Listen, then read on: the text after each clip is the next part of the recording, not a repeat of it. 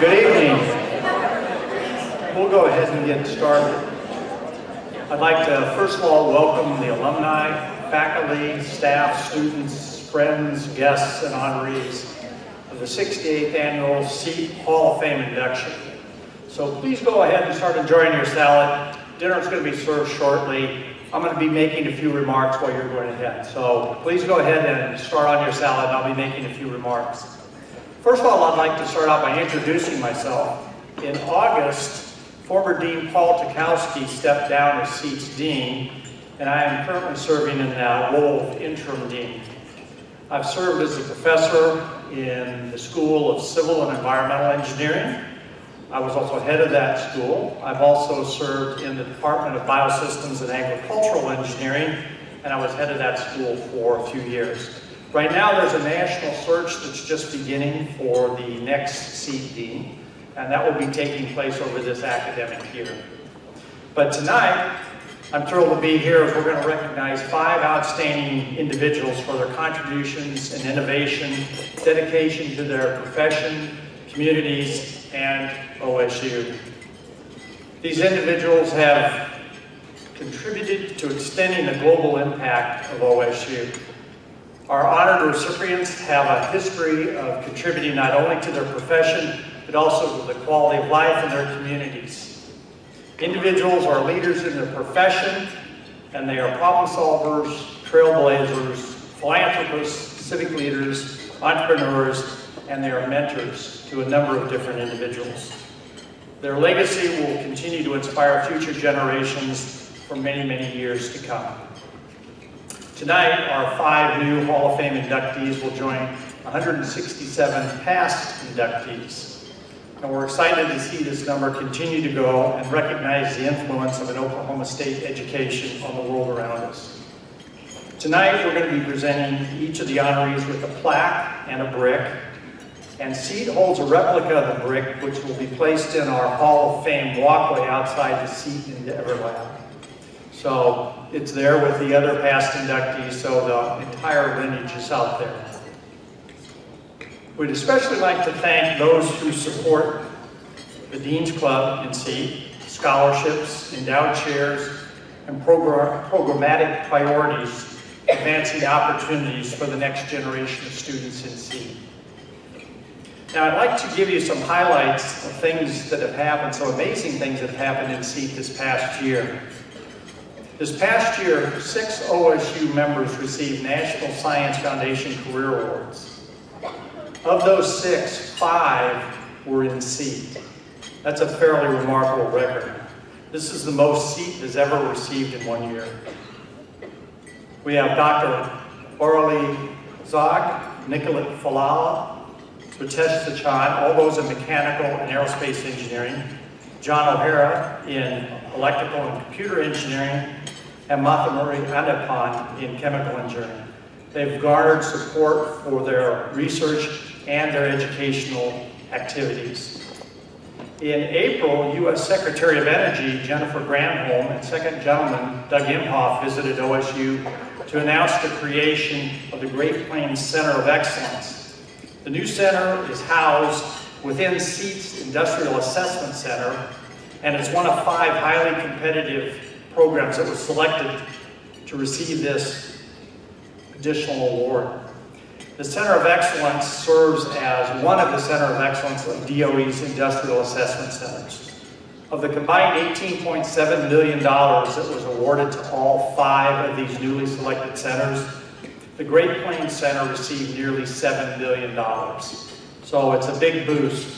Now that's directly going to affect their ability to conduct industrial assessment for their clients, which are aimed at reducing energy usage and increasing productivity, while at the same time educating the next generation of energy, waste, and productivity professionals using next generation tools, integrated technology. We also opened the door to a newly remodeled Engineering South. This multi-million-dollar project ended with the renovation opening in September. The original building opened in 1939 and has been under construction since 2021. The renovation added new classrooms, office space, modern utilities, and technology. It's the new homes to the schools of electrical and computer engineering and mechanical and aerospace engineering. It also houses the new Zink Center for Competitive Innovation, which is a collaborative space that allows our faculty, alumni, industry-sponsored technical professionals to mentor and engage with our student design and competition teams. So this is quite a remarkable achievement. We think it's really going to do great things in the future. In September, a partnership between OSU Tulsa's Next Generation Materials Lab, which is inside the CEAT's Material Science and Engineering, and Infinity Composites signed a $1.6 million contract with the U.S. Army.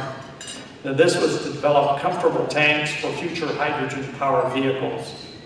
These tanks will be manufactured using 90% additive manufacturing and processes, and are designed to be lightweight, non-cylindrical in geometry forms, and make them easier to transport and use in a variety of future uses. This is one of the first contracts of its kind to be awarded to a solely Oklahoma-based group. We have two researchers in the School of Mechanical and Aerospace Engineering, Dr. Brian Eldon and Dr. Jamie Jacobs, who are working with NASA's Jet Propulsion Lab and CEAT and Sandia to fly high-altitude balloons, aiding in Venus exploration. So this is another very exciting field. Also in March, OSU and Tinker Air Force Base signed a cooperative research and development agreement, which will develop technologies and directly impact the readiness of the United States Air Force. This agreement will allow students, faculty, and staff to work hand in hand with engineers and technicians at Tinker Air Force Base to research, develop, and deploy new technologies that will provide safer, faster, higher quality, and more cost-effective maintenance for existing aircraft and new aircraft of the future.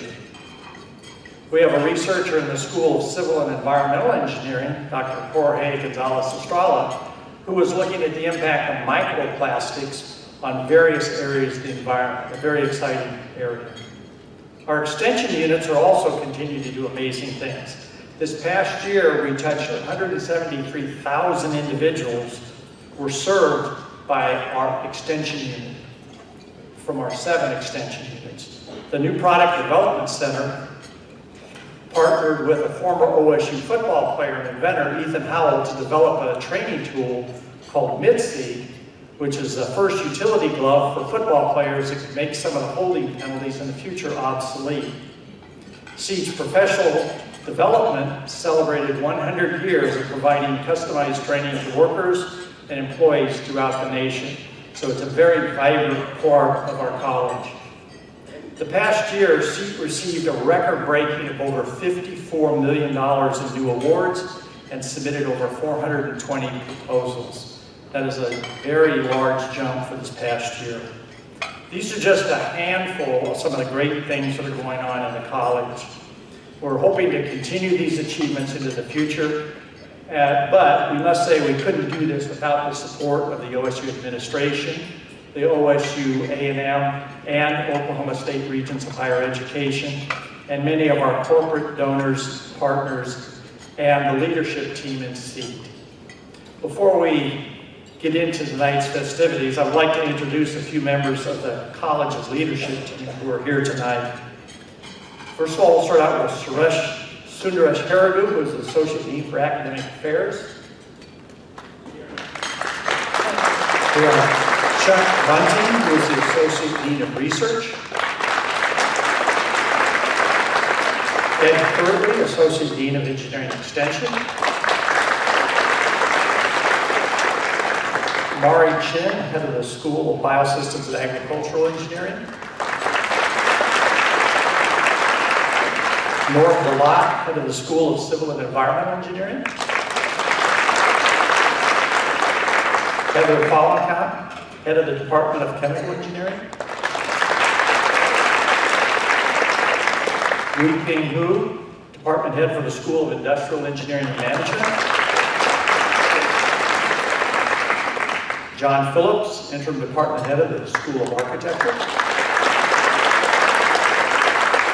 Jim Smith, Department Head for the School of Material Science and Engineering. Chu Ho Yang, Interim Department Head of the Division of Engineering and Technology. And Jeffrey Young, Department Head of the School of Electrical and Computer Engineering.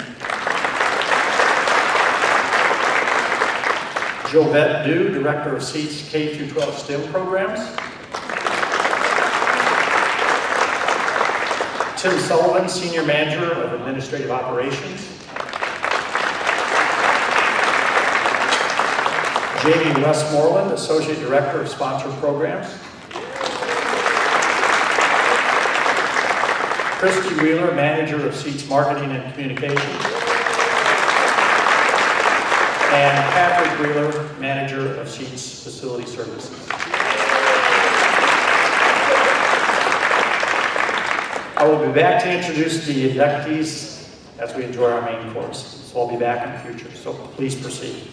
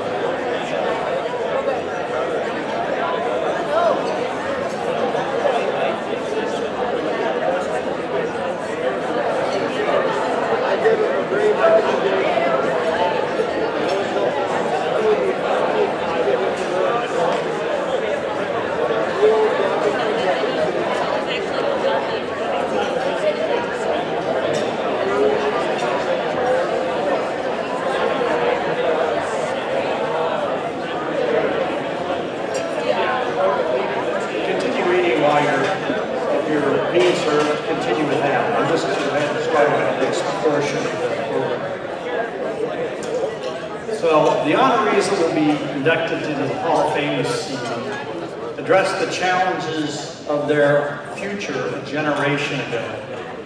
They use their OSU careers at the beginning to forge a pathway in life that advanced their industries, improved their communities, and provided opportunities for the next generation. They are examples of the impact that OSU has had on the world. Our honorees were nominated by past Hall of Fame inductees, alumni peers, and senior faculty, and they were selected by a jury of senior faculty and administrators. Our past inductees have had a wide range of talents. They've been world-renowned industrial leaders, pioneers in research breakthroughs, national and international women and men of extraordinary public service, leaders in design and innovation, and authors and acclaimed educators. We have a few past inductees here with us tonight, and I'd like to introduce them at this time. We have Jack Graham, who was a 2022 Hall of Fame inductee.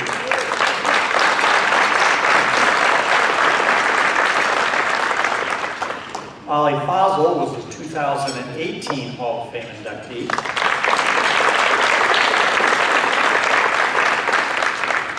Brian Price, a 2018 Hall of Fame inductee and Lowen Medal recipient. Ed Stokes, a 2015 Hall of Fame inductee. David Timberlake, 2014 Hall of Fame inductee. Thomas Wallace, a 2000 Hall of Fame inductee. And Carrie Havner, a 1994 Hall of Fame inductee and Lowen Medal recipient.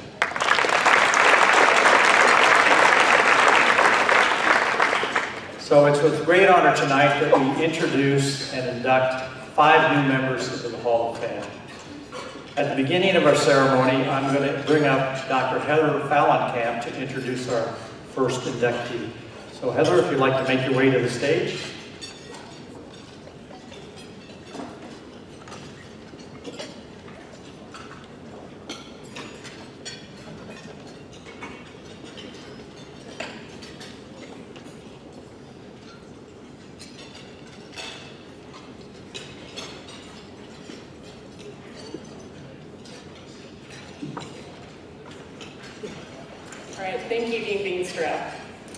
I would like to introduce our first new CEAT Hall of Fame inductee this evening, Alyssa Schilling Warner. Alyssa received her Bachelor of Science in Chemical Engineering in 2002. During her time at OSU, she was highly active in the university, in CEAT, and the School of Chemical Engineering. She was a top 10 freshman, the top CEAT graduate, and was the top female graduate in OSU in 2002. It was clear even before she graduated that she was destined to go on to do great things. After graduation, she would begin what would be a 20-year career with ExxonMobil, which took her to New Orleans, Santa Barbara, Houston, and Papua New Guinea. She was a gas plant engineer, a facilities engineer, a process lead, an engineering supervisor, a field manager, asset manager, and a technical manager. She was a true leader and mentor who remained true to who she was and where she came from. She gave back to her community and to the OSU by mentoring young female engineers, including the Navy female engineers from Papua New Guinea. She is highly respected by all and has been generous in her service to the profession and to her alma mater.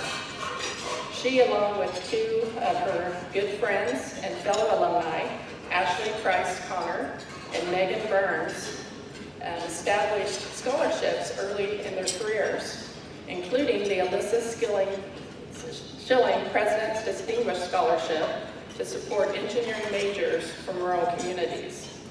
Because of her support, students that may not have had the opportunity to go into engineering are now practicing engineers. Unfortunately, Alyssa passed away in March of this year.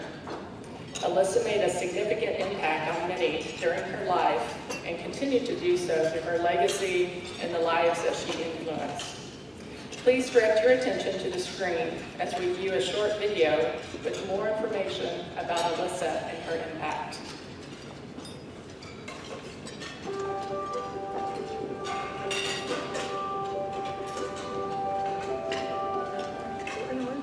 Alyssa had a lot of character growing up. She worked hard. She had excellent relationships with her friends and family.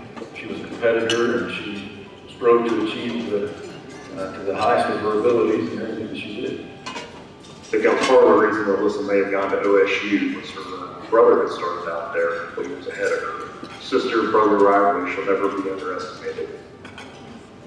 Alyssa and I were sorority sisters, first and foremost. We met my freshman year.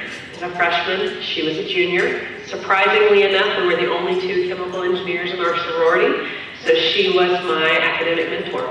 Alyssa was very successful at OSU, both in the academic side of things, but also in her activities and her service to the community. She was a top 10 freshman woman. She did research going into college on the biomedical side and was very involved on the academic side. But she also was active throughout the university, the college, and the school. On the university, she was the executive director of the big event, OSU's largest community service project. She was also homecoming queen and was named the top female graduate at OSU in 2002. Alyssa was very sarcastic. She's hilarious, but she's also very dry and very sarcastic. And so people who didn't know her, like especially when we were in college, they might have been kind of intimidated because she was so, I was intimidated when I first met her. But everyone who worked with her, spent any time with her, would talk about how caring and loving that she was. Yeah, so I met Alyssa initially as we were going through Rush. We ended up on the same lawn on midday at the Kappa Alpha Theta House. We used to drive around Stillwater, blaring lots of red dirt music, listening to that while enjoying a little bit of a reprieve. We had a lot of common classes those first couple of years, particularly as you battle through those initial chemistry courses, which are the same for veterinary medicine as they are chemical engineering. And so we really bonded over that. And we're both from kind of agricultural families, but had strong aspirations to hopefully do good things in life. But certainly remembered, she always remembered where she was from, but always looked forward to where she was going. My name is Jeff Warner. I'm Alyssa's husband.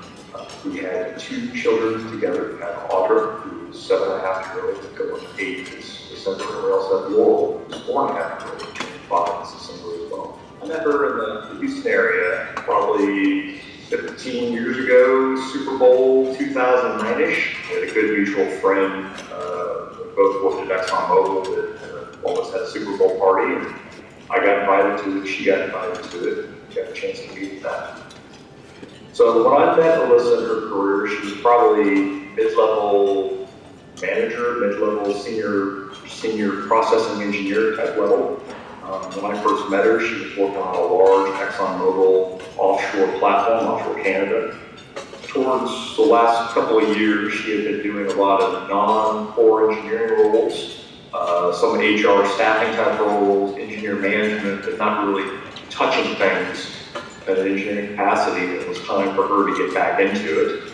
So when she took maternity leave, we had talked about opportunities that would be good for us as a family, and one of those was overseas. Papua New Guinea kind of came up on the radar because it was a good fit for her, and it was also potentially a really good fit for the family. So we went over there in May of 2019, took our 6-month-old daughter, our 3.5-year-old, got on a plane on May 15th, left the United States.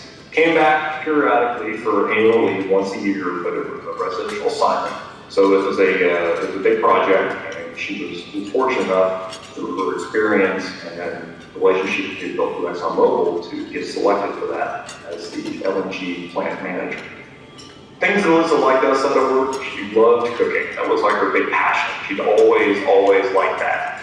And She had a cooking line subscription and pulled a magazine recipe out, always trying something new. There's not much to do over in Papua New Guinea for family time or downtime, so you spend a lot of time with your family. One of the things she liked to do was cooking. We were all very happy about it.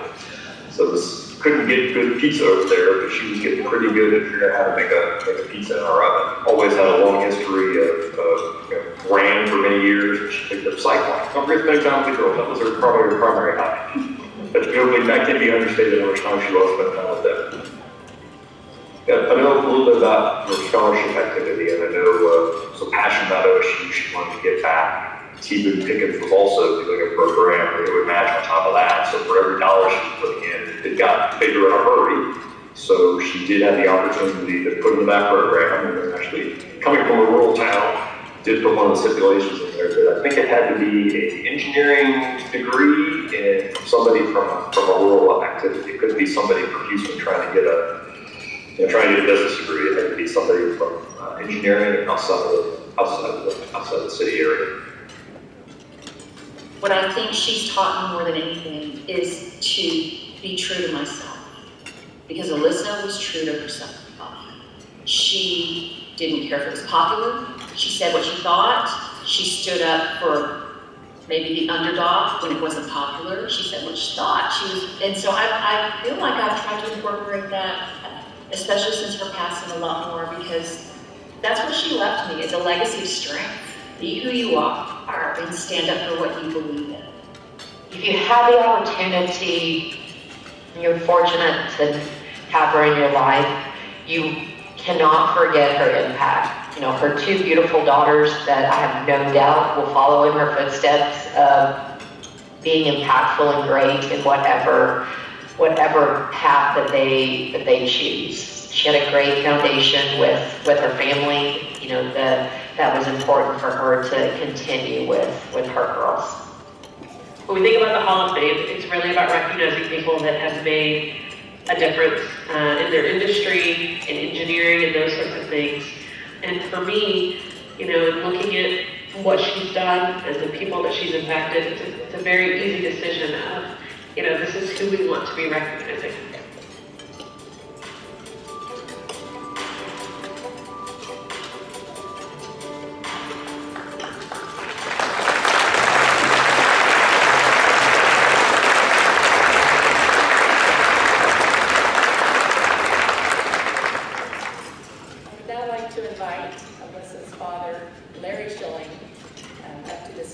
To accept Alyssa's award in her grip on her behalf and to say a few words.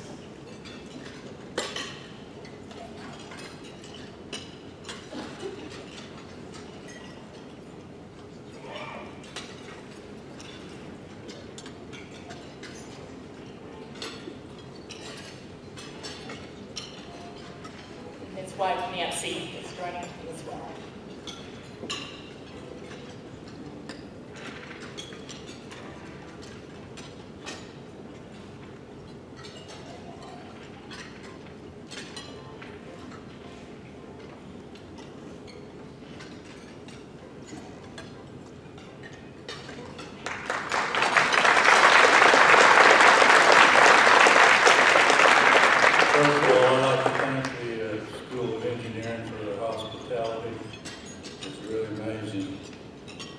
Alyssa's first assignment was in New Orleans, Louisiana for a year. They closed that office and then she was assigned to Houston. And she informed me and her mother that she had bought a house down there without ever consulting us at all. So we go down there and help her move in. And I was literally amazed. This very same house and floor plan was in Follett, Texas. My uncle had lived in that house in Follett, Texas for 18 years, so I knew this house very well. And I would say that on the very best real estate day in Follett, Texas, that house might have brought $20,000. So the shock came in when I found out that Alyssa paid $195,000 for this house in Houston. So no doubt I began to worry. about her getting rid of that thing, and she was assigned to the Santa Barbara job that she had. And believe me, I'm a worrier, but at any rate, I went to a birthday party, and there's at Texas. Now, for those of you who don't know where Derzett, Texas is, it's 10 miles east of Follett. Excuse me, 10 miles west of Follett, Texas, okay? A very small town, they only have 350 people, whereas Follett has much larger than 450 people. But anyway, at this birthday party, I was talking with a guy from Austin, and he said, Larry, don't worry about that house. He said, someday, or somebody will come along and buy that house under the greater fool theory. And sure enough, Alyssa was able to sell that house at little or no loss. But I'll always wonder how high Alyssa would have gone up in the ladder of ExxonMobil. I'll always wonder that. And it would never surprise me if she would have made it to the very top. But then again, we'll never know. Again, I'd like to thank the College of Engineering for their hospitality. It's been an impressive, wonderful night for us. Thank you.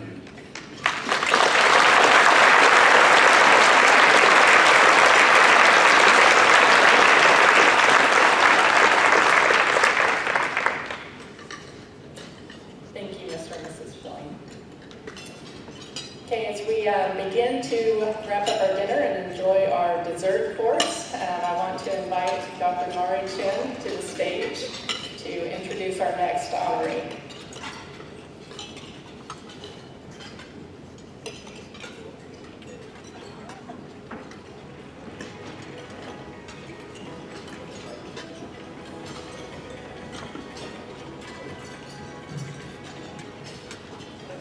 Thank you, Dr. Collingham.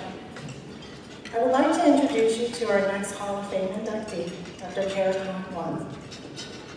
Kara received her Bachelor of Science in Mechanical Engineering in 1997, her Master of Science in Telecommunications Management in 2002, and her PhD in Biosystems Engineering in 2015, all from Oklahoma State University. Kara, along with her husband Doug Watts, own Tulsa Pill Drilling. Kara oversees drilling services, which generally includes turnkey installation of slurry, cased and other vertical piers for new foundations on bridges, substations, transmission lines, large residential homes, commercial and industrial buildings, tiebacks, and other drill holes. For over 20 years, Kara has been the owner and contract consultant for Cherokee Star. She contracts with companies and organizations that include project management, communication planning, innovative education solutions, presentation development needs, and much more within Indian country for tribes doing business with outside corporations. Kara served as the elected tribal legislator for portions of Tulsa, Rogers counties, Oklahoma. She presided for 3 consecutive terms from 2003 to 2015, serving as tribal council representative for districts 13, 5, and 7. During her service, she initiated and amended legislation which furthered the interests of almost 320,000 Cherokee Nation tribal citizens, while serving approximately 30,000 constituents. She was also responsible for lobbying for new programs, additional monies, and policy changes. She is a Lewis Stokes National Science Foundation Fellow and former twice-elected member of the American Indian Society and Engineering Society Board of Directors. She facilitated an agreement between OSU and ACES, that's that American Indian Science and Engineering Society, bringing the National American Indian Science and Engineering Fair, NASIF, to the OSU Stillwater campus, and returned the fair to a physical format after being virtual for almost a decade. In 2020, She was awarded the highest ACES Lifetime Achievement Award, the Eli S. Parker Award, to recognize those Indian leaders who most clearly embody ACES' mission and goals throughout their achievements and contributions to STEM education. She is a member of the Society of Women Engineers, the Tulsa Engineering Foundation, and the American Society of Agricultural and Biological Engineers.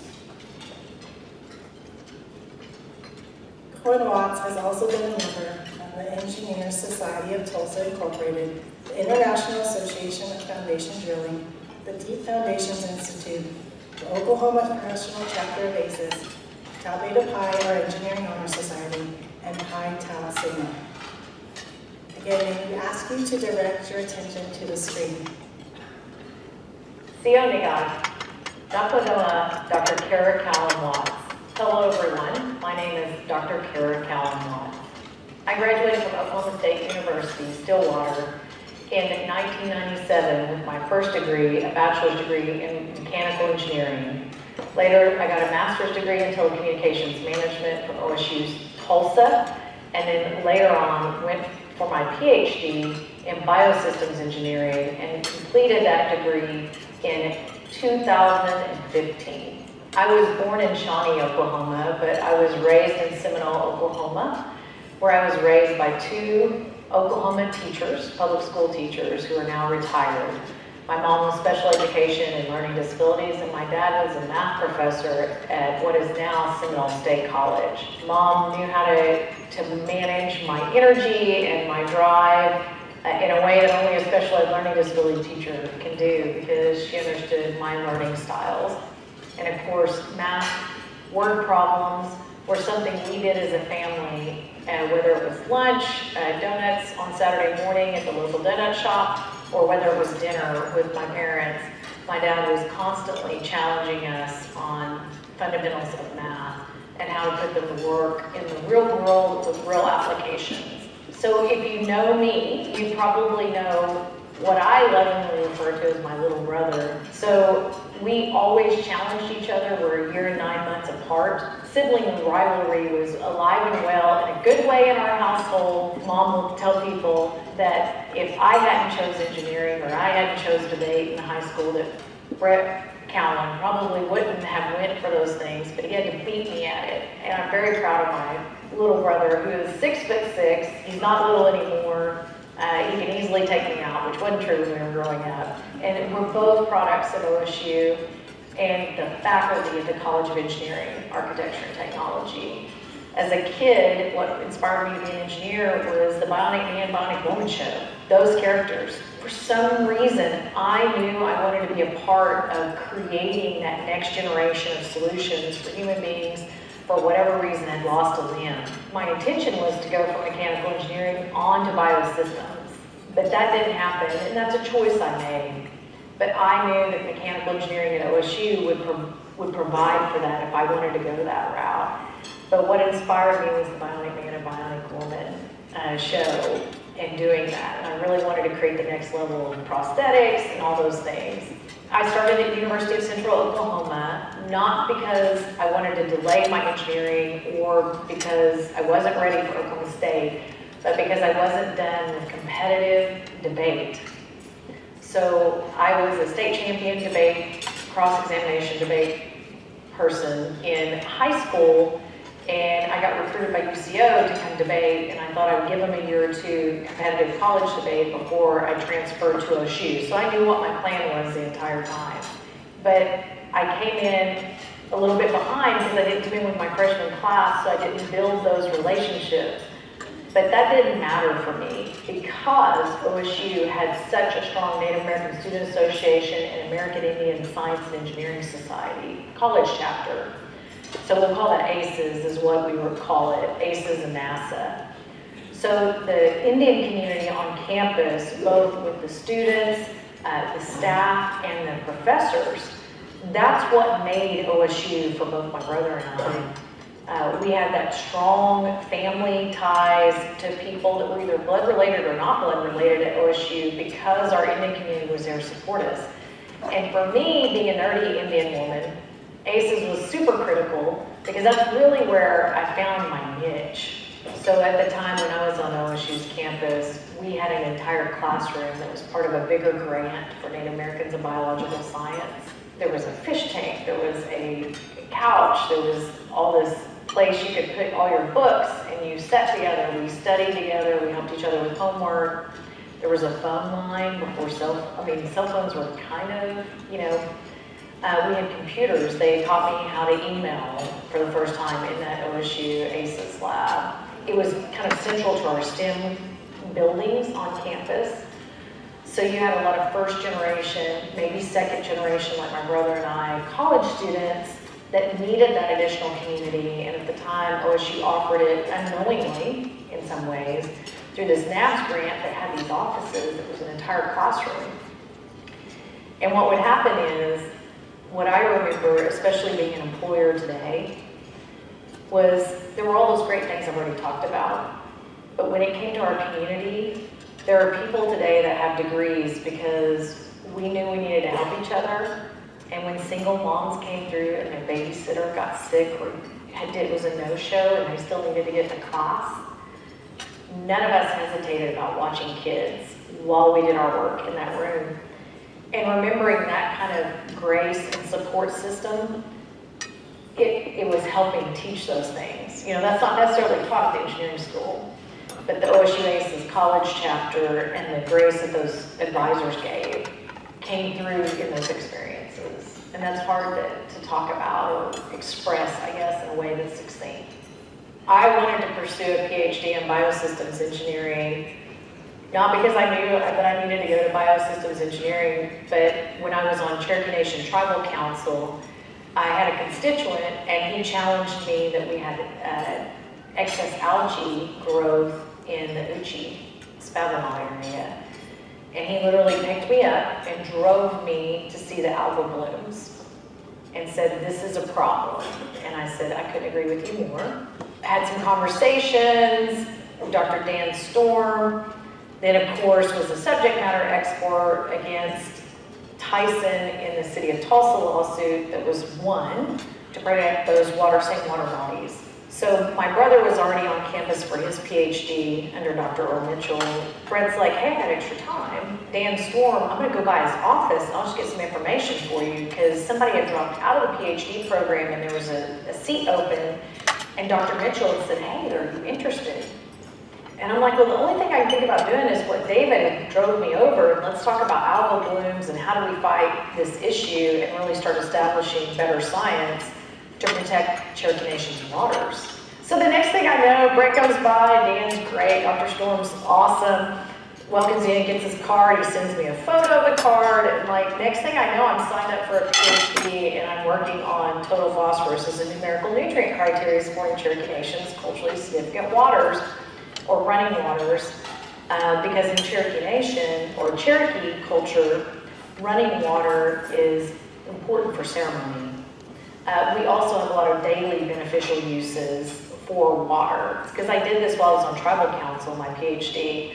I can't thank the OSU staff and faculty that really helped support me through a longer than usual process to make that happen. Because that work then went into the technical advisory group, the first one that was convened after the lawsuit, for EPA convenes the TAG, or technical advisory group, and Chief Chad Smith appointed me as the representative for Cherokee Nation, and I was the only tribal representative on that TAG. So my literature review helped support that to uphold total phosphorus as numerical nutrient criteria. I still use that work as I'm a lifetime member of Save the Illinois River and a lifetime member of Spring Creek Coalition, which are two of the water bodies identified in my dissertation. So obviously I was taking classes, pursuing my PhD during the time I spent on tribal council. And I was on tribal council for 12 years, and I want to say that I started the PhD work in 2005, so it's been about almost 10 years trying to complete my PhD. It was a long route. And I look back and it was worth it. So again, I appreciate the patience that OSU showed me that I was doing it while doing other public works. My husband is Doug Watts. He's a Wyandotte Nation citizen. He started the company that I run now in 1998. He is a serial entrepreneur. I mean, with the way he thinks, So we're going to be married 18 years in November. We've survived a pandemic and a small farmhouse together. You know, if you didn't know you were married before, you definitely know you're married after the pandemic, right? And you're holed up together. He is a team roper. He's a header. Plus, he is a steer roper and started steer roping after age 40, if that tells you what I'm dealing with. In 2015, that was my last term because of term limits. That's when my husband, I said, well, now it's time for me to put my PhD to work, because I just finished in December of 2015. I said, I'm going to go pursue an academic career. And I said, there's probably going to be a commute involved, because it's not going to RSU is probably not a fit. I'm going to have to look for Arkansas or OSU or even abroad. I didn't know what that would look like. And he goes, well, why don't you just be my boss, and you can take the company and take it over and be primary owner and managing member. And so that's what I did. I had started some work with Tulsa Pure Drilling while I was finishing up my dissertation, but he decided that based on that work, he wanted me to just come take it over, and I have. When Dr. Veenstra called me to let me know that I was being inducted into the OSU CEAT Hall of Fame, I don't think it registered. It was pretty emotional. I mean, almost every week, almost daily actually, I'm quietly working on stuff for OSU and the College of Engineering and trying to help recruit students. And I'll tell the staff, look, I'm just the nosy, pushy volunteer. And I just never thought I would be recognized, because I quietly work with a small group of people trying to further our mission as a land-grant university and getting that next generation of STEM. So I still don't even know if I can formulate what this really means to me, but it's very emotional. OSU is a big part of my family's life, a big part of my life, and I'm very thankful and honored for this award. Go Pokes!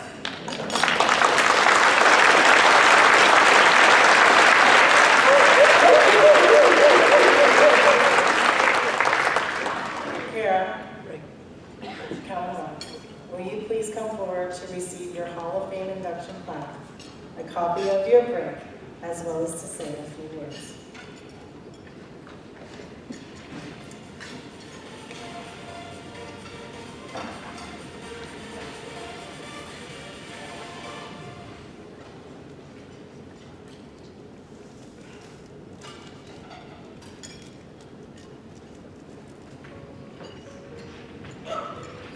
Sione God, hello everyone. Can you tell that I get excited about nerdy people? I'm excited to be in this room, right? You know, most people don't know what to do with their Saturday nights, especially when I invite a bunch of crazy Cherokees to come join us at the College of Engineering, whether they're engineers or not.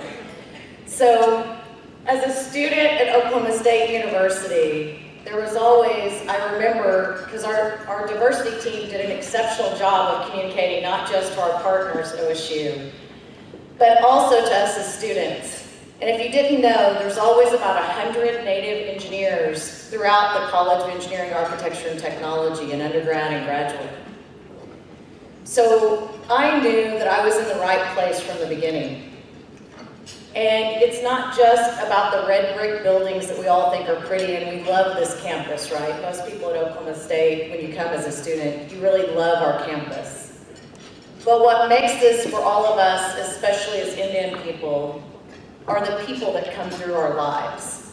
Whether it's our fellow students that are here with me tonight, that still hang out with me and claim me, including a college roommate and a neighbor.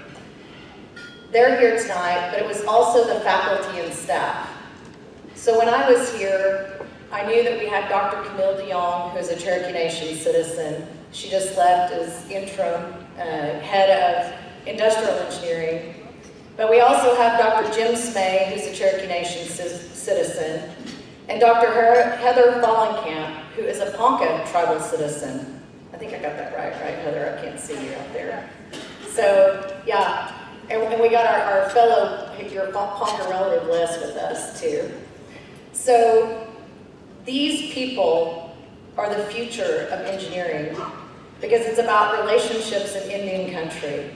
And when I think about my career in engineering, both whether it's as a student, a professional, or now as a nosy community member that just volunteered to ask all my peeps like Dr. Jovette do and Dr. Smay and folks and Colston and Dr. Ina Agnew and all the other folks that are here.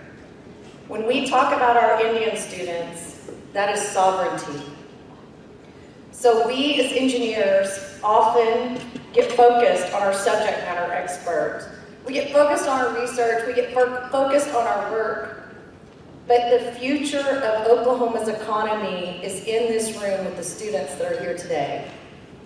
And in Indian country, we know that more than ever, and it's through the work that I personally here at OSU have done, or that I help with other students and other professionals, and the work that our people are doing, whether they're Indian or not, because there's a lot of non-Indian faculty that also work on issues important to Indian country. That is happening because STEM people with math and science brains, are putting their work forward with efforts to solve problems in Indian country and Oklahoma's backyard. And that starts with people like us. I am honored to be on this stage tonight with such an illustrious crew of folks. And I just want to say thank you, Wado, for tonight, and thank you to my husband who puts up with me and my parents still. I love all of you that are with me. I love everyone that has come from my past and the new folks in my life. Thank you, Dr. Chin. But Wado, and thank you very much from the bottom of my heart for this honor this evening.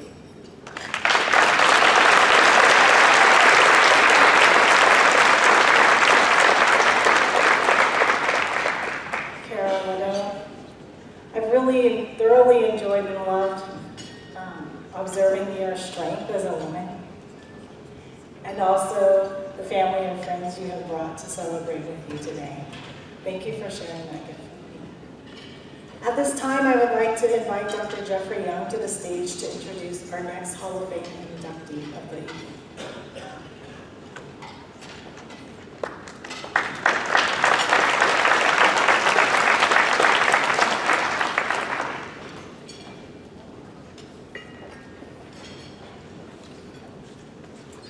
It's a privilege to be here tonight to introduce Dr. Craig Stunkel as our next Hall of Fame inductee.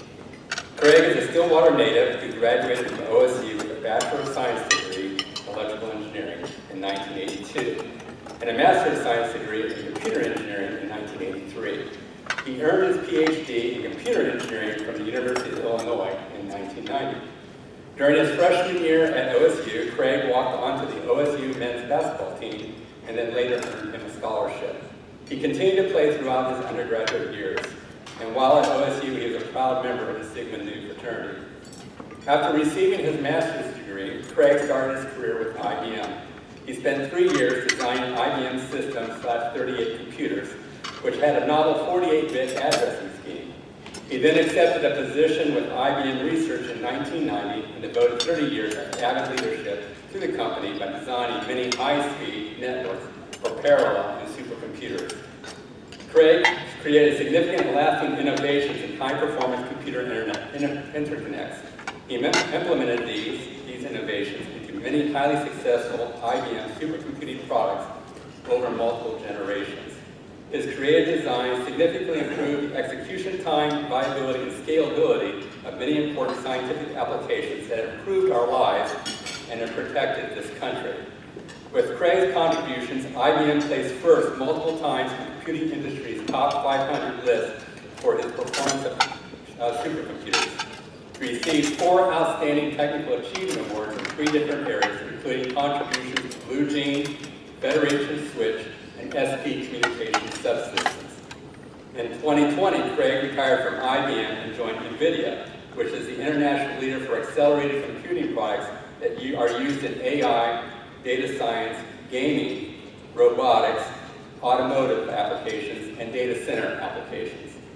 Today, Craig has 19 U.S. patents, 56 papers, 3 book and journal issues. He is recognized as a world-class expert in computer interconnects. Craig is an IEEE Fellow for his contributions to high-performance interconnection of computers. And on the more personal side, Craig's life, he met his wife while in second grade in Stillwater's Westwood Elementary School. They started dating when they were in junior high. Please direct your attention to the screen. My name is Craig Stumble. I actually grew up here in Stillwater, Oklahoma, and went to high school here before I came to OSU. I was born in late 1959 in Abilene, Texas on an Air Force base, but almost all of my childhood after that was spent in Stillwater. Growing up in Stillwater, I went to Westwood School. I actually lived on South Kings Highway at the time. We'd walk to school every morning from around 12th Street to 6th Street. Wonderful classmates who I always loved that experience at Westwood. Went on to, of course, what became the middle school at that time and the high school. Growing up, I played lots of sports, all the usual. You know, I played baseball, football, basketball, even tried wrestling one year. Played the violin one year, and then played trombone for many years, actually, until about midway through high school. Ended up being a conflict between that and basketball practice, and I made a choice on basketball. My mom and dad are Norman and Barbara Stumple, and they're still here living in Stillwater. My wife, Susan, grew up in Stillwater also. In fact, we first met each other as early as second grade. We had a class at Westwood in second grade, and so I knew her for quite a few years and thought she was quite an amazing girl, but I didn't ask her out until I was a junior in high school. But the rest is history. We dated all through college and got married after college. We both went to Oklahoma State. And so when I was thinking about colleges, I already had very fond idea of what OSU might be like just from being up on campus a lot, being a local resident, going to sporting events, that sort of thing. You know, I can remember going to wrestling matches as early as maybe when I was 5 or 6 years old, because Oklahoma State was so amazing in that sport. Yeah, I'd always, in my back of my mind, think I wanted to go to OSU. I also knew they had a good engineering program. I really liked the philosophy I learned about what their engineering program is, that they wanted their engineers to get a broad base. So even if you went into, say, electrical engineering, they wanted you to understand something about civil engineering, about mechanical, about chemical, that sort of thing. And I felt like that broad base appealed to me as well. When I came to OSU, I probably bit off more than I could chew, but I wanted to give it a shot. I had been a good high school basketball player, but not amazing. But I did walk onto the team. The coaches actually asked a couple of us from high school would we walk on to the team. They probably thought, that's good to have some more people, in practice. But about midway through my freshman year, I ended up getting a scholarship out of it, which was a lot of fun. And so for 3.5 years, I was actually a scholarship, athlete on the varsity team. That was a fantastic experience. I'd never even been on a plane before I came to campus, and suddenly I was seeing all these places all over the United States that I'd only heard about. That was wonderful. But besides that, one of the other things I decided to bite off was joining a fraternity. I joined the Sigma Nu fraternity, which is right on the south side of campus. And again, a wonderful group of people, friends I'll have for life there. But above all that, I liked math and science so much. My highest priority really was doing well in engineering and getting that degree and learning as much as I could about electrical engineering and computer engineering. I had an idea that I might want to help design computers at some point. So that was always my highest priority, and I made sure to always get all the homework done, and we'd even help classmates and that sort of thing along the way. Susan always likes to remind me too. Another reason I may have gone to OSU is because that's where she wanted to go. So that was definitely a big draw. I stayed here, after getting a bachelor's, I actually stayed here for master's, and my job was actually running the first computer system that we had in AA. It was up on the 4th floor. It was a DECVAX 750, for those who remember back what that means. It was a digital mini computer, one of the early ones of the day. And so that was fun, learning how to operate a big computer. And then after I got my master's, was interviewing around and decided I really wanted to go into computer design. And so the first place I decided to go, there was a location up in Rochester, Minnesota, where IBM was designing mini computers. It was called System 38 at the time.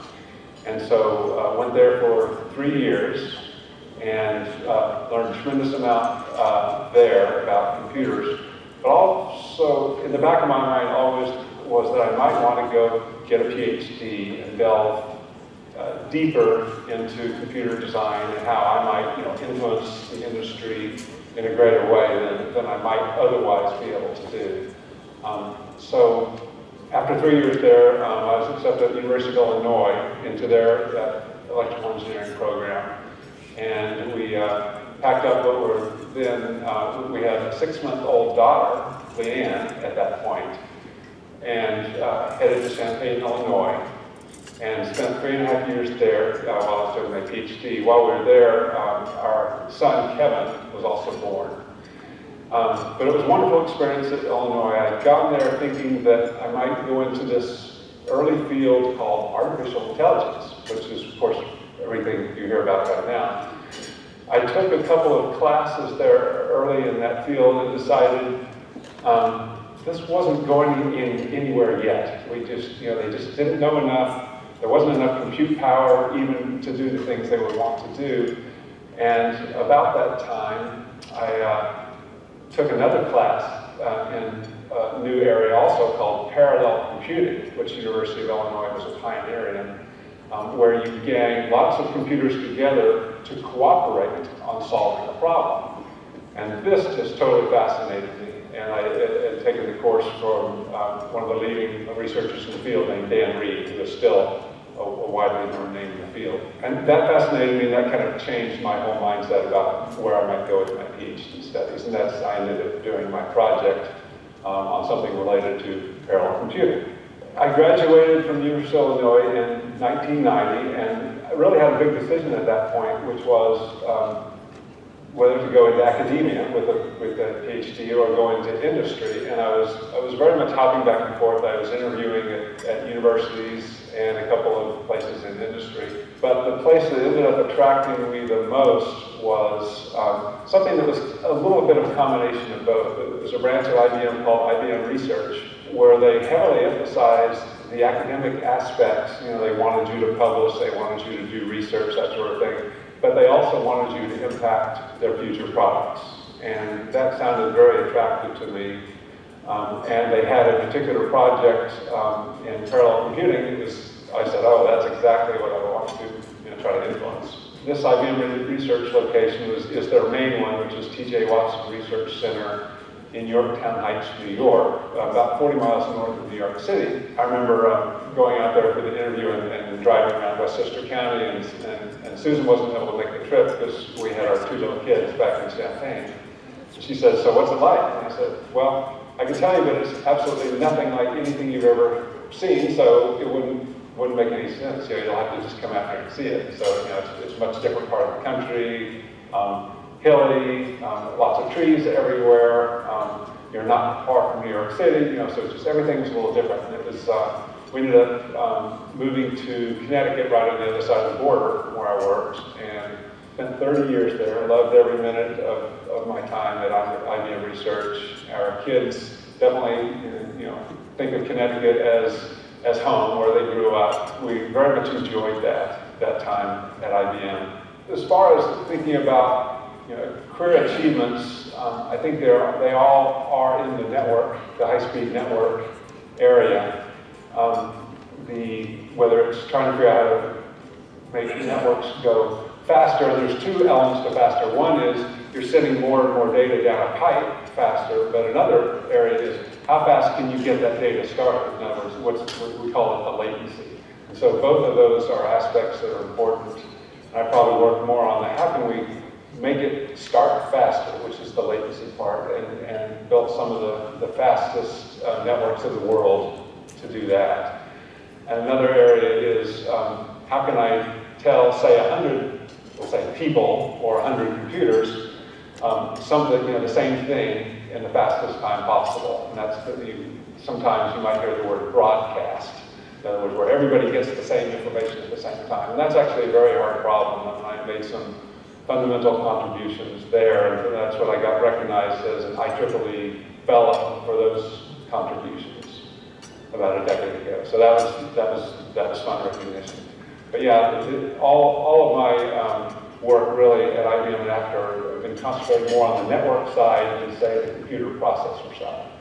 Outside of work, I've always loved to continue playing basketball, so it's not something where I felt like wow, I did that, and now, it's something I've enjoyed playing, not trying to be at the highest level at all. In fact, but I even played until I was 60 years old, and the only thing that stopped me then was the pandemic. I was playing with the group at IBM, and we play a couple of mornings a week at headquarters.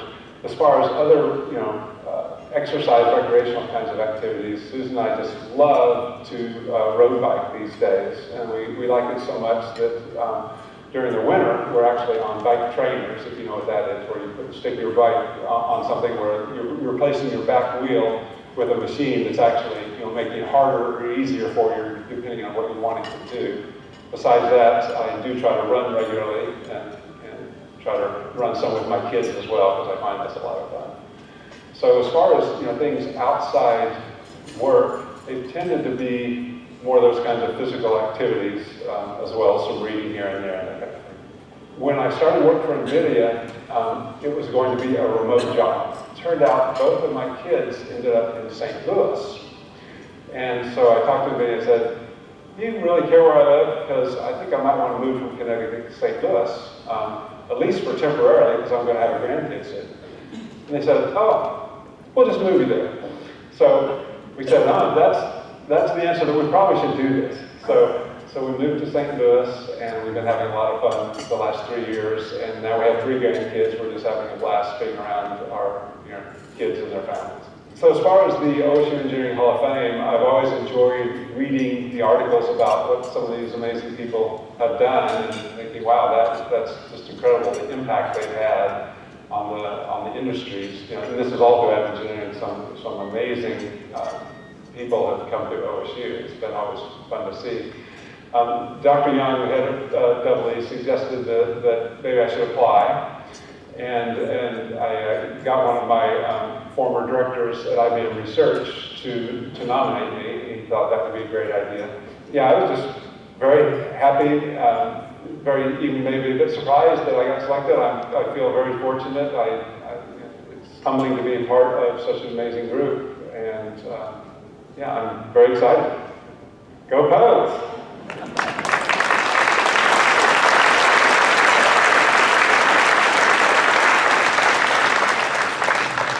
Craig, would you please come forward to receive your Hall of Fame induction plaque and a copy of your brick, as well as say a few words.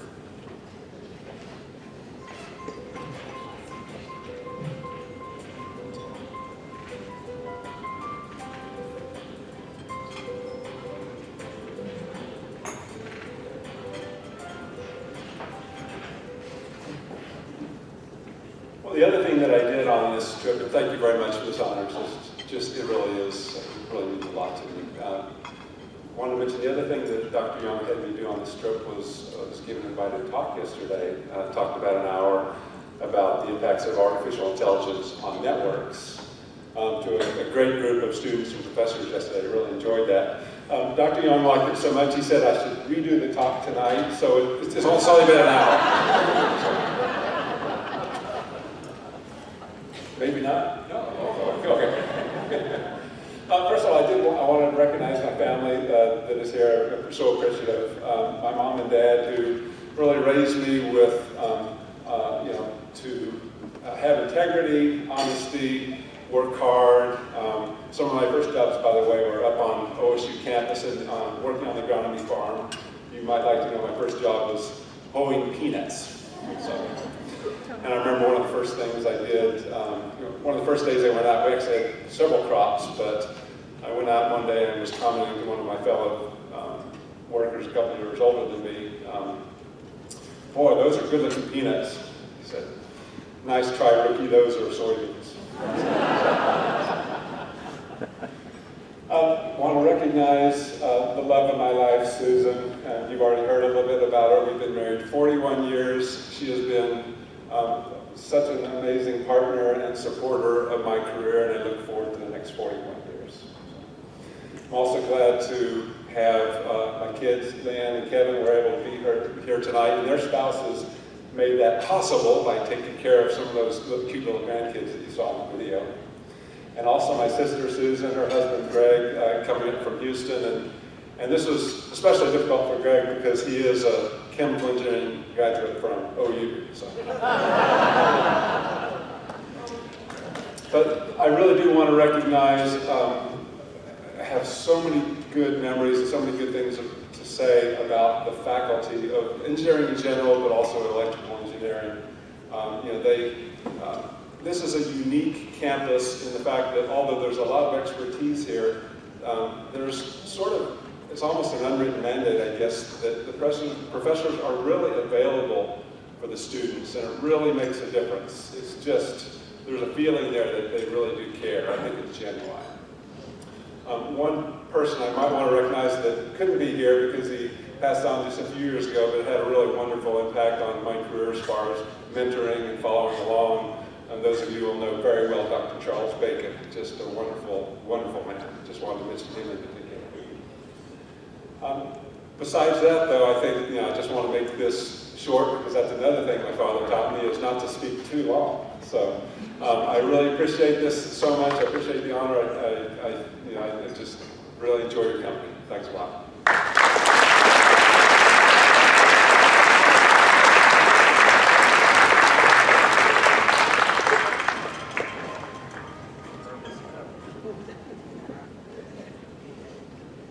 Thank you, Craig, and congratulations again.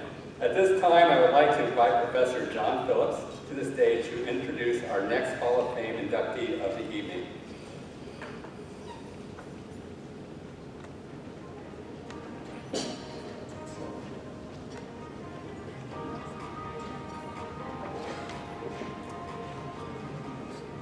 Good evening. My name is John Phillips. I'm the interim head of the School of Architecture, and I have the privilege and pleasure of introducing not one, but two inductees into the Hall of Fame.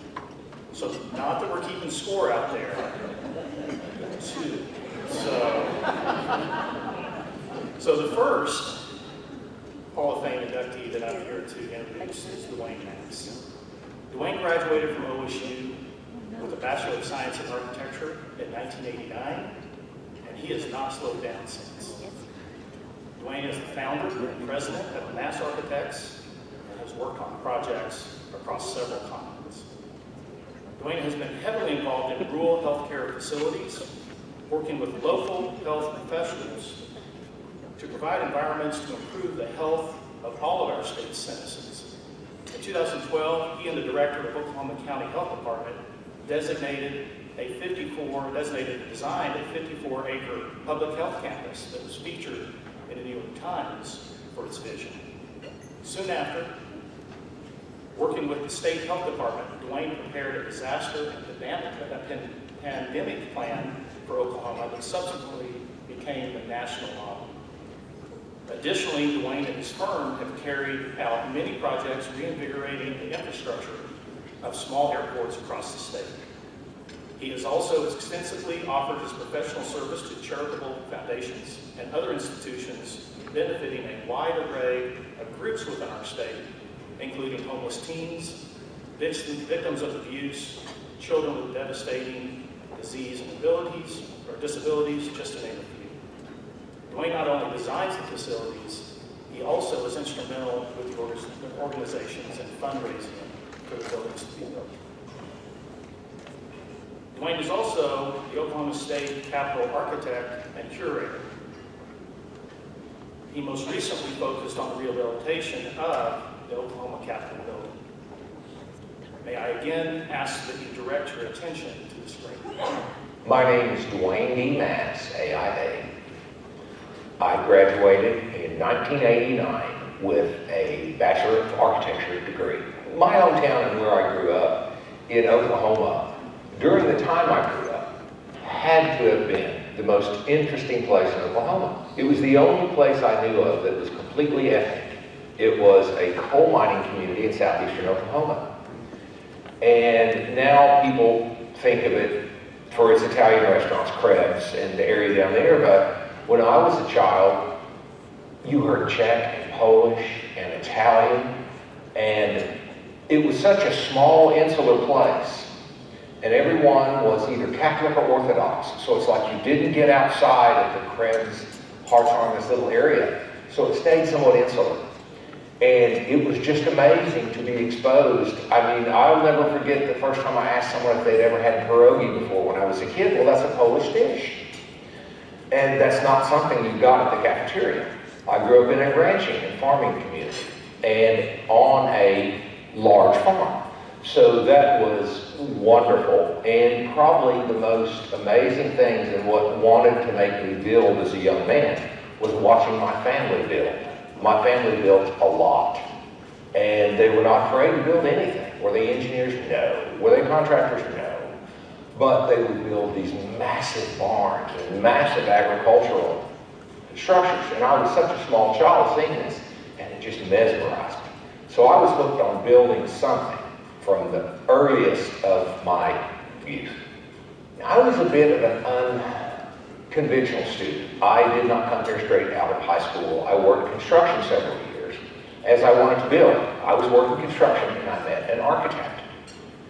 And he took an interest in me and told me that I really think you're doing the wrong thing.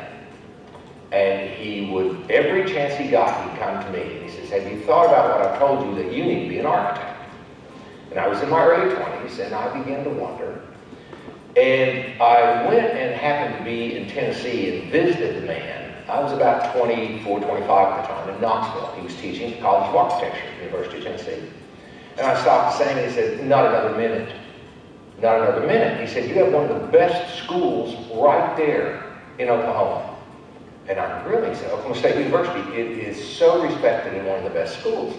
I'd never really thought. I thought to be a good architect, surely I'd have to go to one of the coasts or do this. And he said, no. Oklahoma State University is one of the best. Go there. And when I came here in 1984, I saw that. I felt that immediately. To truly come here, you immediately felt, I'm special. I mean, these guys worked harder than anybody on campus. The lights were on all the time. It was the one building open all the time. And it made me feel like if I can come here, fit in, and succeed, I'm special too. It really did. This school was sort of that candle on the top of my cake, shall we say, that let me know, yes, building is what I need to do, but this is the part you need to play in it. And this school did that for me. My time at OSU, there were so many wonderful moments, and almost all of them were somewhat associated with this building. At that time, you truly felt the community when you were here. I can remember telling people what my major was, and you guys are nuts. You guys are nuts. You never leave that building. You don't. Actually, people would say, what? I had a wonderful life here. The camaraderie I craved. The group was tight. The competition was great. Of course, being non-traditional, every summer I had to beat it out here and work. So when I could not wait to get back here, because my life truly was centered here. Did we go to football games or basketball games? No, but we listened and we could hear the roars as we worked in the studio.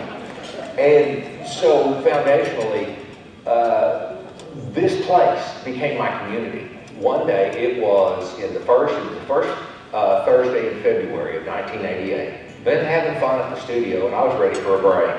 So I walked over to Eskimo Joe's. And this is back in the day when the beer garden was the dirt floor. It was a very different place. And I walk in and immediately meet this lovely blonde girl. And lo and behold, 35 years later, we are still married. And been the best break I ever took in my life. So thank goodness for Eskimo Joe's, right? My wife and I have had 3 wonderful children. 2 of them graduated from Oklahoma State University, and I'm very proud of that. My third child, we do love her, but she graduated from the University of Arkansas. We're not sure why, but she had to go there. My career was just filled with just one wonderful opportunity after the other. I began a firm. It was very interesting how I began a firm. People would call me about work, and I would say, let me talk to my boss. And they'd say, no, we want you to do it. And I'd say, well, I can't. I work for a corporate place and I can't.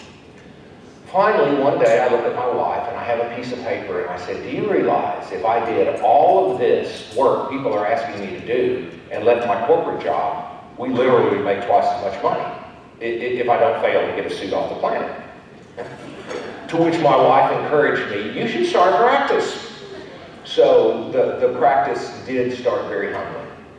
A major hospital loved working with me. And I grew to be kind of this corporate outfit, sort of the hospital guy. Because I took to a few medical projects, a few large military medical projects, I thought, gosh, I can do this.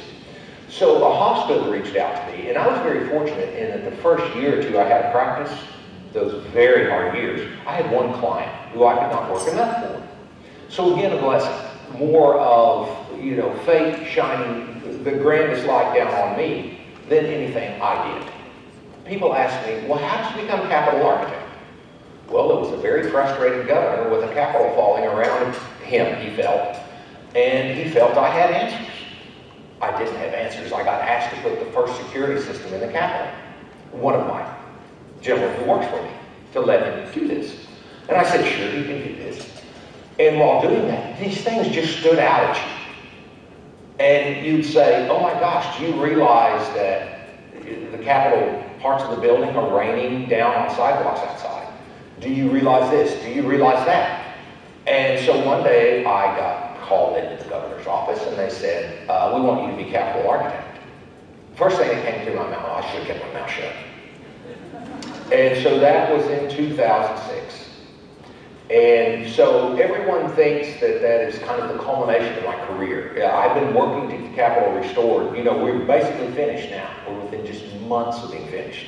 But I think the greatest and grandest thing I've done is the work we have done in public health. And some of the things we have done in Oklahoma in public health. Some of the things we've been allowed to do is back in the day, Oklahoma was the first state to be considered ready for a mass bioterrorism pandemic attack in 2006 by the federal government. We were allowed to write this master plan. No one had any idea what it was to be. Someone trusted us enough to go away for 6 months and bring something back. So things like that when I've been trusted the most, to me, those are the greatest projects. Outside of work, I have developed, I guess they're hobbies. They're things I just absolutely love to do. Love traveling. And the place that made me want to travel was this place. Everybody talked about the European trip. Through school, it was your first chance to sort of get away. Life is wonderful here, but also everywhere great things happen. Go experience it all. I sort of left with that. I left school wanting that. I'd always loved to travel, but probably one of the things my wife and I crave the most are to travel. I love to keep a sketch journal. I have sketches of, I'm your OSU guy. I gotta have my sketchbook out and my pen and whatever cathedral and whatever bridge and whatever beautiful building, yes. And still don't think I've ever sketched a face, but I've sketched every building you can imagine. Another thing that my wife and I love to do together is we love to build. And we'll build houses on the side all the time. Now we've lived in some we've sold. We hope we'll make money on them, and half the time we probably don't. But it's so much fun. She and I get to have fun together, and I really love the process of building. Top to bottom. Bottom of the shoe, top to head. Building, every part of it's wonderful. To be inducted into the Hall of Fame at Oklahoma State University, and what that means to me is, this is one of those things I could just go on forever about. For me, when I was here 35, 36 years ago, I never dreamed that I would be recognized for my service to my state. What little I've been able to do here for the university. And still what I've done for my community. But to be recognized, that's something I thought I would never, ever see. Is it one of my proudest moments? Absolutely. That the work I've done the work I've gotten others to do in my name is seen by the place that put me here as significant and worthy, and that in the future someone might want to know my story about what this university meant to me way back when, what it means to me now, but then what I want them to realize is what it can mean to them. They too can be in the Hall of Fame here. They too can have their picture or their poster in this hallway. It's about dedication. It's about hard work. And as you'll want others to trust you and have faith in you, trust and have faith in these people here, your instructors, your professors. You'll get the same thing I did. This place will be just as good to you as it's being to me. Go Pokes!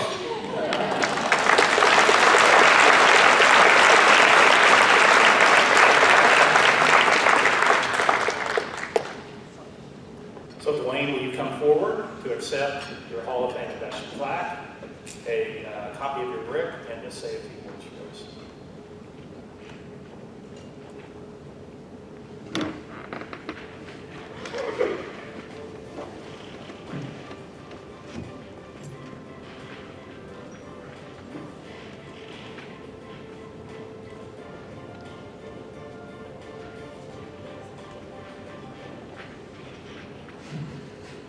Thank you all very much.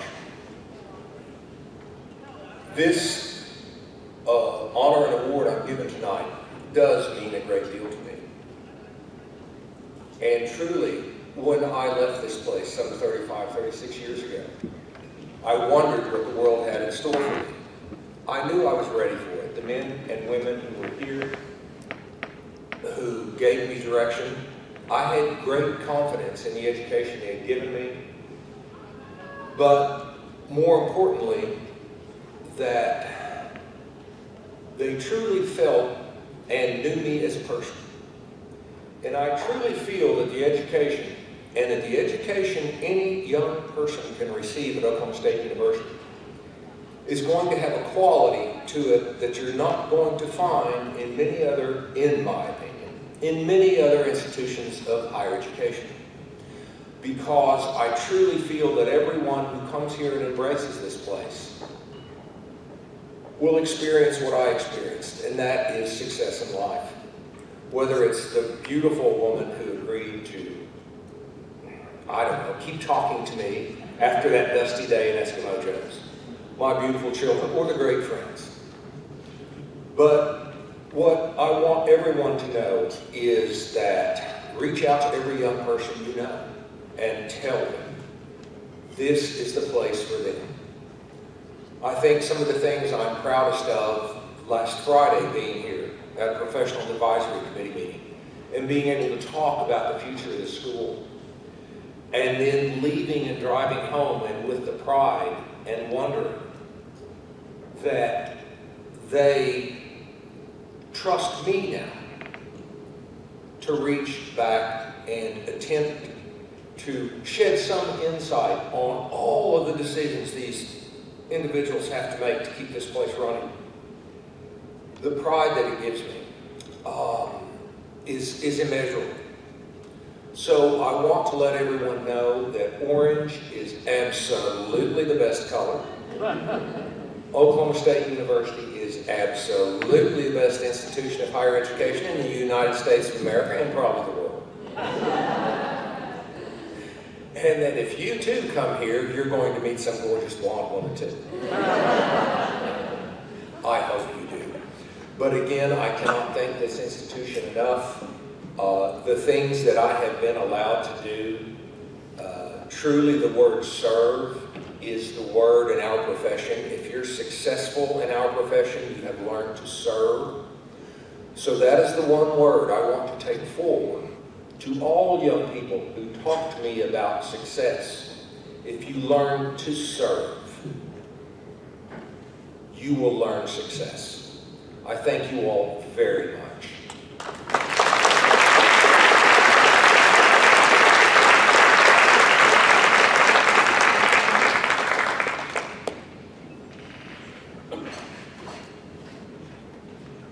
Thank you, Dwayne, and congratulations. Now I'd like to introduce our final Hall of Fame. The results of the research can be found in 4 international award-winning papers and have been implemented changes to the ACI code, which is the American Concrete Institute code, which governs basically the design of reinforced concrete structures here in America. From 1976 to 1978, Steve was faculty member at the University of Oklahoma School of Civil and Environmental Engineering. And in 1980, he, along with Bob Zoll, co-founded Zoll Ford Incorporated, which is now called ZFI Engineering. The firm specializes in structural condition assessments, strength and serviceability failure investigations, and repair and strengthening projects. The firm also provides structural consulting services for large commercial architectural projects, many of which have significant structural complications due to existing constraints within the project or from nearby structures. ZFI has twice been recognized as one of the top 50 fastest growing companies within the Oklahoma City metropolitan area. And several projects on which Steve has been instrumental and significantly involved have won both state and national awards. May I ask that you direct your attention to the screens. I'm Steve Ford, structural engineer from Oklahoma City. I graduated from Oklahoma State University Architectural Engineering School in 1970, then pursued a master's and a PhD work at the University of Texas at Austin, received my PhD in 1977. So I grew up in Lawton, Oklahoma, and attended Lawton High School. And actually, my initial passion for engineering actually started in my home. My dad actually graduated from Oklahoma A&M with a degree in architecture. He was, at that point in time, an architect, a contractor, and an engineer. Our home and the dinner table involved lots of discussions about engineering. I actually worked for construction for him one summer after high school. After my freshman year at Oklahoma State, Dad actually took me and introduced me to one of his structural engineering friends in Lawton, and I ultimately worked for him every summer thereafter until I graduated from Oklahoma State in 1970. Actually, I was introduced to my wife during my summer internship when I was in Lawton working for structural engineering in the summer. That marriage has led to 2 girls and 4 grandchildren. Yeah, you just can't put those relationships into words. Those by far the greatest impact on my life. At OSU, actually, I was pretty well set on what I was going to do academically. I was one of these blessed students that actually from a junior in high school, I knew that I was interested in engineering. Our junior year, all architects and architectural engineers at that time took the same first structural engineering course. And after that course, archies took a second course called Indeterminate Structures. And that course was going to be very, very small, and there was danger that it actually wouldn't be taught because of the lack of students. So I actually went and chased down Bob Zoll, talked him into actually taking this second course, although it wasn't required for him because he was pursuing an architectural design degree at that time. Little did I know, and little did he know, that actually would result in a total change of career path for Bob, and that ultimately in 1980 that he and I would start a structural engineering business together. One of the things that was absolutely life-changing for me that occurred at OSU was the structural courses that I took from Louis Bass, who was the primary architectural engineering structures professor at that point in time. More importantly, almost than his classes, was that Bob Zoll and I were actually invited to work in his consulting office that was located off campus. Professor Bass was actually an expert in long-span structures, and he had been retained to do a peer review of the old Texas Stadium roof that was under construction. And so he asked Bob and I if we would come help him in his consulting office. And that ultimately resulted in also working on the Louisiana Superdome roof, and also another long-span structure. Effectively, Bob and I were involved in basically a structural immersion course during our days at OSU. Between what we were doing on campus and off campus, we were basically living structural engineering 24 hours a day. After graduating from Oklahoma State, and then I attended graduate school at the University of Texas at Austin. After that, I actually went and was assistant professor at the University of Oklahoma in their structural engineering area. After that, I left there, went to a large consulting firm in Dallas for a short period of time. At one time, Bob Zoll called me and reminded me that it had been 10 years since we'd been working together. Didn't even think it was about time that we should get together and do something. So that ultimately led to the formation of Zoll Structural Consultants, which got incorporated, and then ultimately about 2018 evolved into ZFI. At this time, I still work for the firm part-time. The joke in the firm is that when I got out of the ownership, I went in and talked to John Bocox, the man that replaced me in the leadership. And I said, you know, John, if it's technically interesting, I'm in town, you all want help, need help, make sense for you, be glad to help, otherwise don't fly, you know.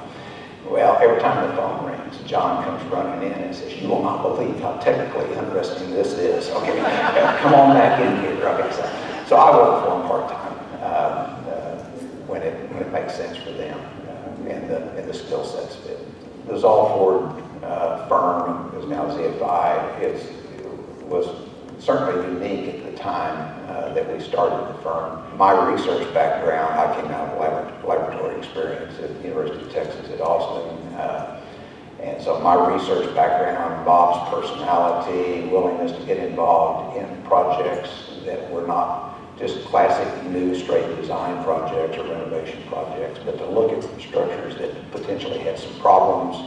People wanted to make sure that they didn't have problems. That kind of led us to a unique type of firm where we certainly designed the structural systems for new large buildings, commercial buildings, but we also have done a large amount of investigative type engineering, looking at structural failures, what we call strength failures, serviceability failures, where things may be perceived as deflecting too much, corroding, vibrating too much. The firm has done a lot of investigative type engineering as well as design new large structures.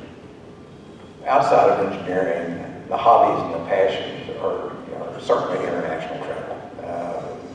And we've been fortunate to travel literally all over this world. We've been very, very fortunate to travel with a group of friends from church. And so international travel actually within the U.S., a little bit of reading, a little bit of golf, but grandchildren may top the list. Anything that involves grandchildren is a good thing. You know, I've searched for the words ever since the dean called me and told me that I was going to receive be inducted into the Hall of Fame, and then said that I was going to receive the Loman Medal. And I actually thought that I misunderstood him. I couldn't believe that. I know some of the people that are on that list that have received the Loman Medal over the years. So unbelievably honored. Okay, there's just really no words for me to describe how unbelievably honored I feel about receiving the Loman Medal and being inducted into the Hall of Fame. Go folks!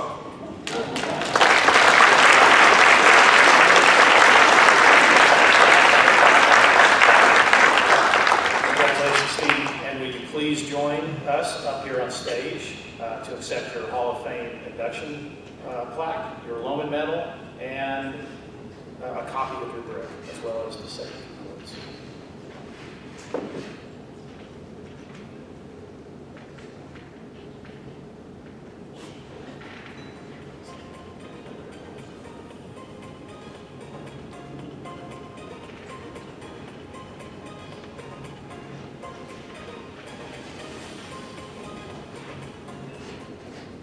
you've heard everyone tonight that's been inducted into the Hall of Fame search for words, and there are no words of how honored, how appreciative we all feel.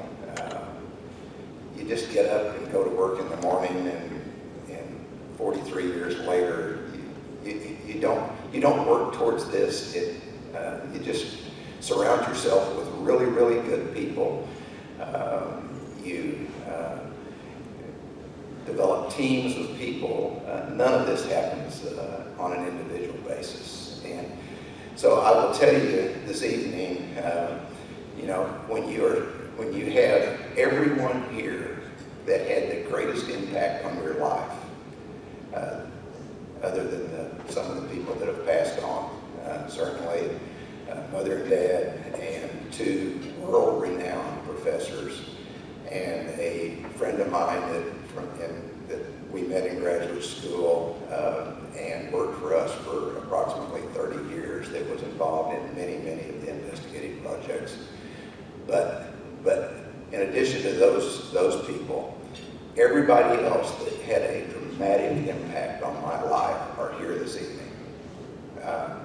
My brother, both of my brothers are here. And by the way, you can't talk to them. They have dirt on me, and we do not. I have control of the microphone. Bill, you cannot talk. Okay.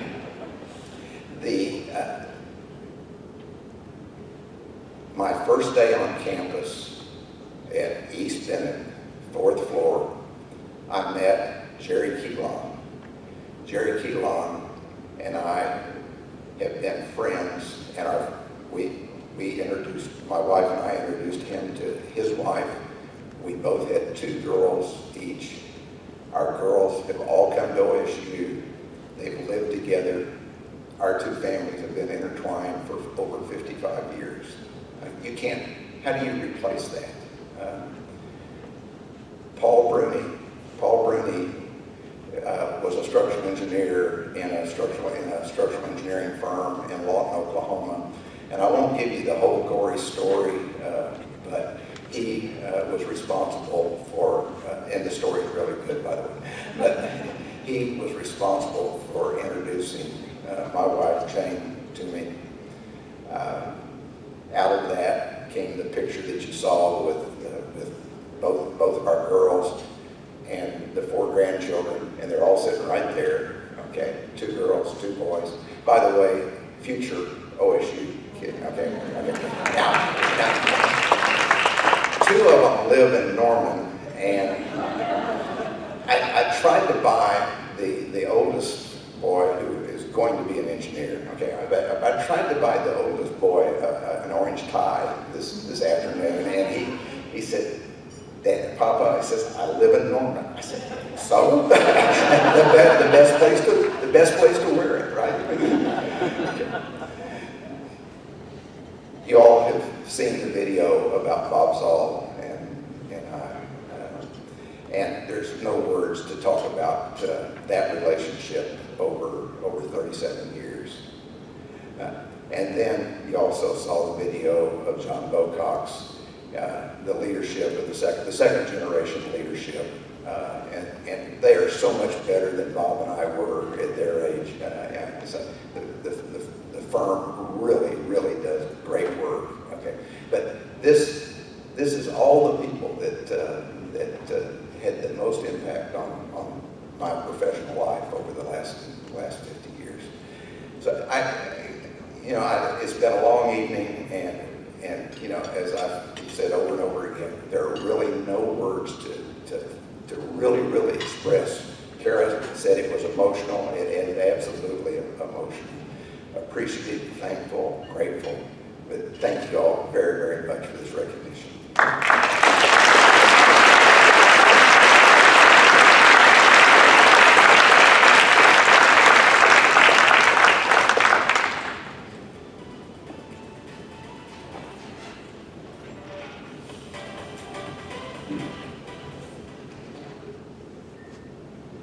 So thank you, Steve, and congratulations to all of the Hall of Fame inductees tonight. Dean Veenstra, would you please please come back to the stage.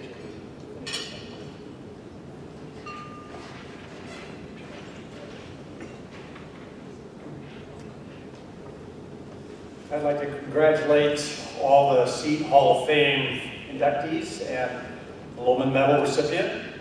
Thank you for your contributions to our profession, nation, and university. Tonight's honorees join a very select group of alumni who have distinguished themselves with their exemplary careers. I would like to, at this point, thank the School of Architecture for creating and printing the Hall of Fame programs. And before we conclude the festivities, I'd like to ask that if you place your name tags on the table, we will pick them up later. But I would also like, if you would do one thing for me, I would like you to give a round of applause to the exemplary CEAT staff who pulled this off.